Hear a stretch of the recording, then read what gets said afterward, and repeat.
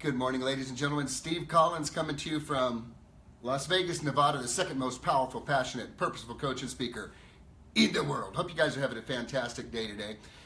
Know thyself. This is a powerful philosophical statement that had to do with awareness of oneself. And experiencing, anytime I'm around amazing events with incredible people who are achieving incredible things, I'm always brought back to a place of true north that I just want to touch on very quickly this morning. And that true north is simply this. There's an old saying, don't believe your own press. Don't believe your own press.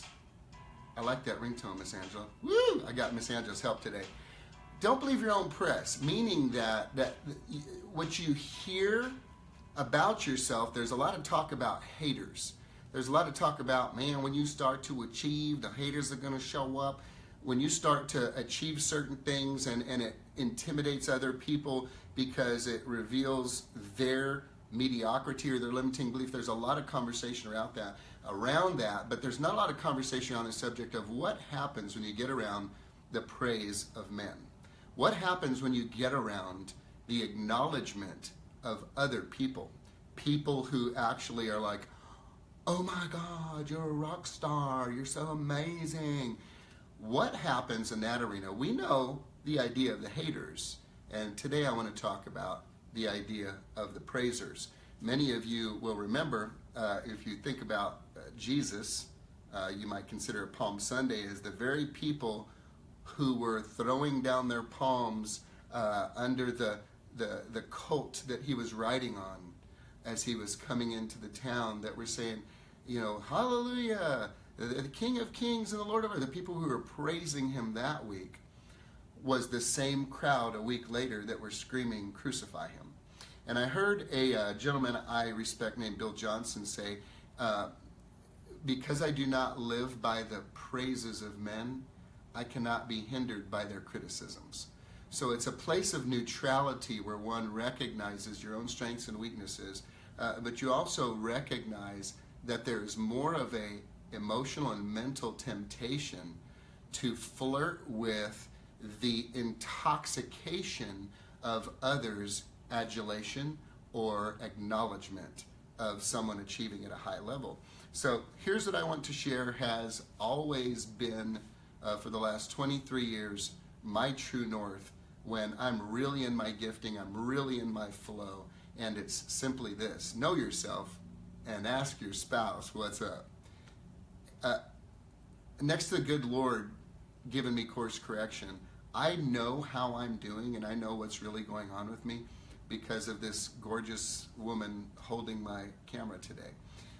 You see, what men or women may say about me has very little effect if it's not in congruence with what Angela is saying, you see, because she knows me intimately.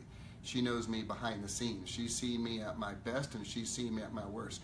Everybody is a rock star on the first date, and anybody can be whatever they choose to be in social media, but it takes the person that you are in covenant relationship with who knows you best to really gauge it. When I meet men, I love meeting men who are married, because all I need to know about that man is in the eyes and the face of the woman who's wearing his ring.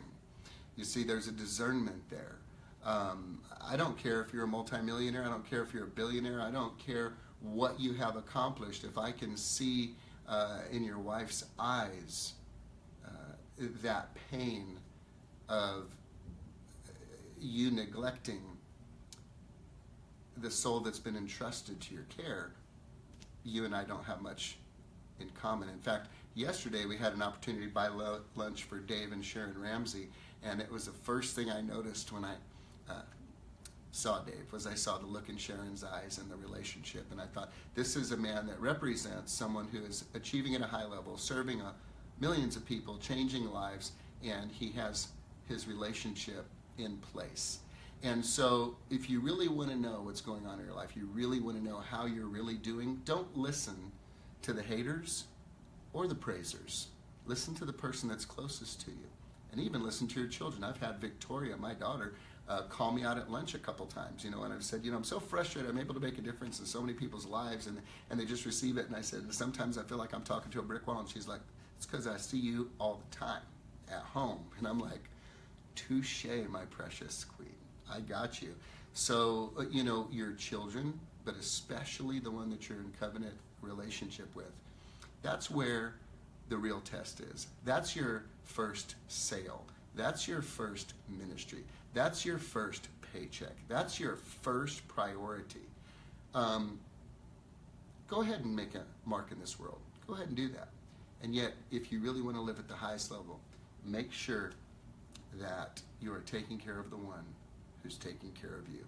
Have a great day, guys.